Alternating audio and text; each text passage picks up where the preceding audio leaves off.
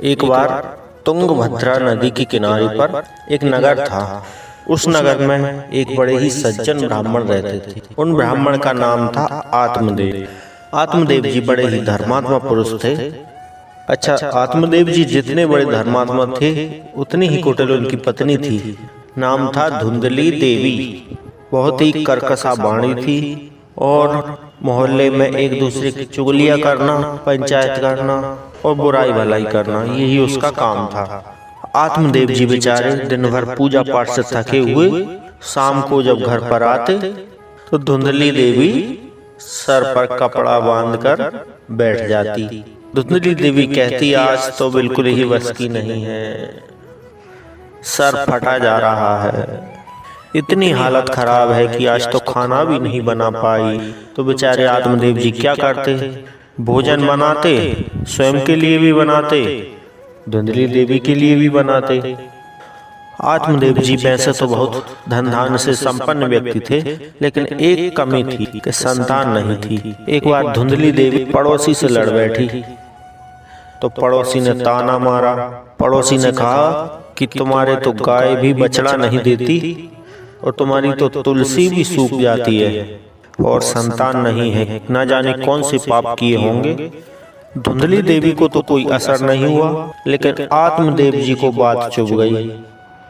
आत्मदेव जी बड़े ही दुखी हुए और रंज में वन में चले गए और निश्चय कर लिया कि अभी प्राण त्याग दूंगा। प्राण त्यागने के लिए जैसे ही खाई में कूदने वाले थे तभी वहां एक महात्मा प्रकट हो गए और उन्हें रोक लिया। कहने लगे कि ये क्या कर रहे हो? तो आत्मदेव जी बोले कि दिखता नहीं, आत्महत्या कर रहा हूं। तो महात्मा बोले कि गरीब असहाय हो या कर्जा चढ़ा है? तो आत्मदेव जी बोले कि महात्मा, धन धान्य की तो कोई समस्या नहीं है, बस एक कमी है कि संतान नहीं है। तो महात्मा जी बोले कि अच्छा एक बात बताओ, संतान होती तो क्या कर लेते? तो आत्मदेव जी बोले कि उसके बिना उद्धार कैसे होगा, वंश कैसे आगे बढ़ेगा? तो महात्मा बोले कि वंश तो हम जैसे महात्माओं का भी नहीं होता, तो क्या हमारा उद्धार नहीं होता है? लेकिन आत्मदेव जी नहीं माने। कहा कि अगर मेरी मनोकामना पूरी नहीं हुई तो मैं आत्महत्या कर लूंगा।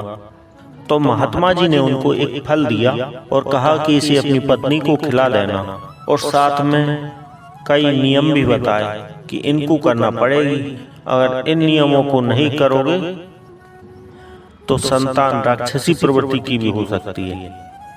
महात्मा कहते हैं कि पुत्र सुपुत्र तो का धन संचय और पुत्र कुपुत्र तो का धन संचय। अर्थात अगर पुत्र कुपुत्र है तो उसके लिए कितना भी धन संचय कर लो वो सब बर्बाद कर देगा, और अगर पुत्र सुपुत्र है तो उसको धन संचय करने की आवश्यकता ही नहीं है, वो खुद ही इतना धन संचय कर देगा कि आपकी पीढ़ियां तर जाएंगी। इसलिए संत महात्मा कहते हैं कि बच्चों को कार्य नहीं संस्कार देने चाहिए। महात्मा बोले कि अगर पुत्र कुपुत्र हो गया तो वह भी कोई काम का नहीं, इसलिए अपनी पत्नी से कहें कि इन सात्विक नियमों का पालन अवश्य करें। आत्मदेव जी फल लेकर के घर गए तो यह सब समाचार उन्होंने अपनी पत्नी को सुनाया। तो धुंधली देवी ने कहा कि ऐसा भी कोई फल होता है क्या? फल से कभी संतान होती है क्या?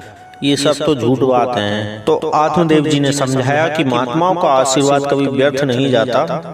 तो धुंधली देवी ने उस फल को रख लिया। लेकिन जब आत्मदेव जी ने धुंधली देवी को नियम बताए, धुंधली देवी का दिमाग खराब हो गया।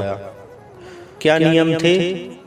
भूमि पर शयन करना, पलंग पर नहीं सोना और दिन में एक समय भोजन करना है।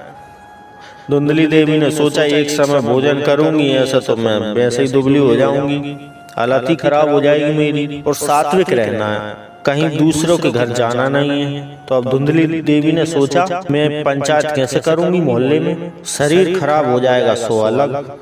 संयोग से उसी समय धुंधली देवी की बहन वहां पर आई हुई, तो ये सब बातें उन्होंने अपनी बहन को भी बताई।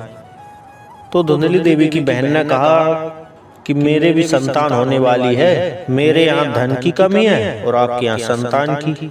एक काम करते हैं, आप मुझे धन दे देना, बदले में जो पुत्र होगा वो मैं आपको दे दूंगी। तो धुंधली देवी ने कहा, ऐसे तो आत्मदेव जी को पता चल जाएगा, वो ऐसे मानेंगे नहीं। तो बहन बताती है कि तुम एक काम करना, ये फल लेकर रख लेना और उनसे कहना कि 1 वर्ष के लिए मैं अपनी बहन के घर जा रही हूँ, वो मेरी सहायता कर देगी। अच्छा, फिर धुंधली देवी ने पूछा कि इस फल का क्या करना है? तो वो बहन ने कहा कि एक काम करो, इसको गाय को डाल दो। उसने ऐसा ही किया, वो फल उसने गाय को डाल दिया। 9 मास के बाद में धुंधली देवी अपनी बहन के पुत्र को लेकर के आई और आत्मदेव जी से बोली कि बधाई हो, पुत्र हुआ है। उसी समय गाय के तबेले में से भी आवाज आई बच्चे के रुदन करने की। तो सभी वहां जाकर के देखते हैं तो क्या दिखता है, वहां एक बच्चा पड़ा हुआ है। ओम नमो भगवते वासुदेवाय। और आश्चर्यजनक रूप से उसका पूरा शरीर तो मनुष्य का है, बस कान अकेले गाय के जैसे हैं। तो आत्मदेव जी ने उस बालक को उठाया और बालक का नामकरण कर दिया गौकर्ण। बोलिए गौकर्ण जी महाराज की जय। तो धुंधली देवी बोली, गाय के बच्चे का नामकरण तो आपने कर दिया, लेकिन अब इस मेरे बालक का नाम मैं स्वयं ही रखूंगी अपने नाम पर। मेरा नाम है धुंधली देवी, तो मेरे पुत्र का नाम होगा धुंधकारी। अच्छा, अब वो धुंधकारी का पालन पोषण भी स्वयं ही करती और गौकर्ण जी महाराज की शिक्षा दीक्षा उनके पिता आत्मदेव जी करते। गौकर्ण जी महाराज तो बहुत बड़े ज्ञानी विद्वान बने, लेकिन धुंधकारी महाखला यानी धुंधकारी महान खल बन गया। देखिए बच्चे स्टार्ट कैसे करते हैं, पहले तो कंचे खेलेंगे, फिर धीरे धीरे ताश खेलने लगते हैं, अब ताश में फिर जुआ भी खेलने लगते हैं, सट्टा लगाने लगते हैं, और धीरे धीरे जर्दा सुपारी मदरा की लत लगने लगती है। ये सब होता है अत्यधिक लाड़ प्यार के कारण। अब धुंधकारी कुछ भी गलती करता तो धुंधली देवी धुंधकारी का ही पक्ष लेती और उसकी गलतियों को सही ठहराती। प्रारंभ में तो धुंधली देवी को कुछ समझ में नहीं आया, लेकिन धीरे धीरे उसे भी समझ में आने लगा कि उसने कितनी बड़ी गलती कर दी। एक दिन आत्मदेव जी धुंधकारी के कार्यों से बहुत तंग आकर के निराश थे, तो उसी समय गौकर्ण जी महाराज ने उनको बड़ी सुंदर कथाएं सुनाई और उपदेश दिए। इसका प्रभाव ये हुआ कि आत्मदेव जी के मन में वैराग्य जाग उठा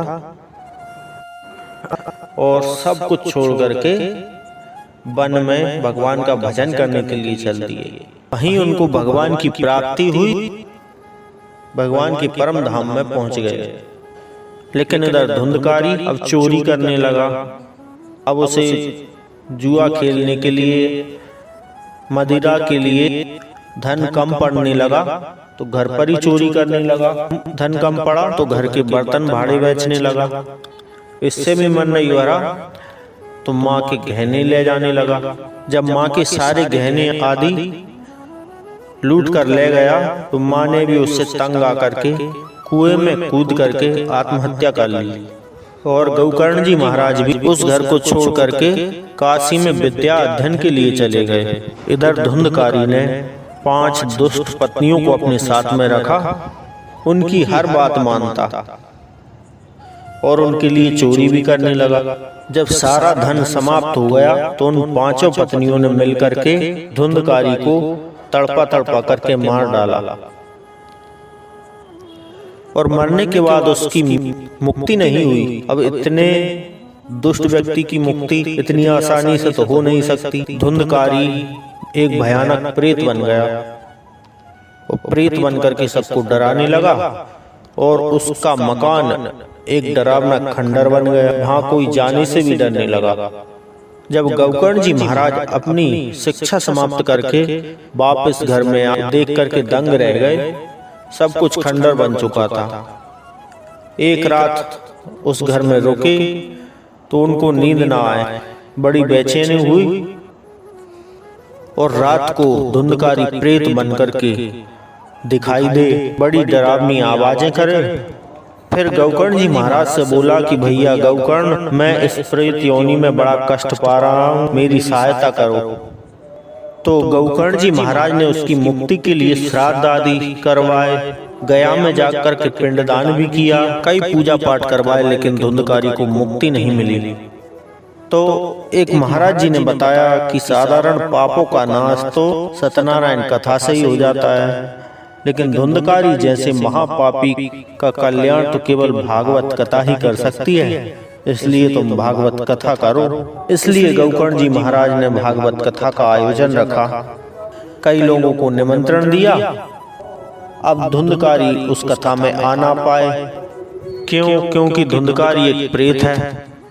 प्रेत यानी हवा, अब हवा एक जगह तो ठहर नहीं सकती। अब धुंधकारी को बैठने के लिए स्थान न मिले तो गौकर्ण जी महाराज ने एक उपाय किया, एक बांस की लकड़ी लाए, 7 गांठ वाली बांस की लकड़ी, जिसमें धुंधकारी बैठ गया और 7 दिनों तक भागवत की कथा सुनी। पहले दिन उसने कथा सुनी तो बांस की पहली ग्रंथि फट गई, दूसरे दिन की कथा सुनी तो दूसरी ग्रंथि फट गई, तीसरे दिन की कथा सुनी तो तीसरे दिन, ऐसे 7 दिनों में जब 7वीं ग्रंथि फटी तो धुंधकारी मुक्त हो गया।